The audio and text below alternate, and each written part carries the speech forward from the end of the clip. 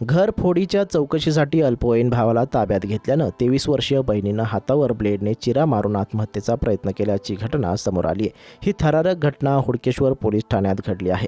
या घटनेनं पोलिसांमध्ये खळबळ उडाली आहे। पोलिसांनी जखमी तरुणीला हॉस्पिटलमध्ये दाखल करून तिच्या विरुद्ध आत्महत्येचा प्रयत्न केल्याचा गुन्हा दाखल केला।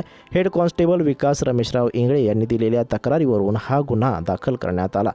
घरफोडीच्या प्रकरणात हुडकेश्वर पोलिसांना साहिल हवा होता। पोलीस त्याचा शोध घ्यायला लागले। त्याच्या आईने साहिलला हुडकेश्वर पोलीस ठाण्यात आणले। मंगळवारी सायंकाळी 6:30 वाजताच्या सुमारास पोलिसांनी तपास पथक कक्षात त्याची चौकशी सुरू केली। त्याने घरफोडी केल्याचं मान्य केलं। घरफोडीतील दागिने अल्पवयीन 16 वर्षीय मुलगा आणि त्याच्या भावाला दिल्याचं त्यांनी सांगितलं। पोलिसांनी अल्पवयीन मुलगा आणि त्याच्या भावाला चौकशीसाठी ठाण्यात आणले।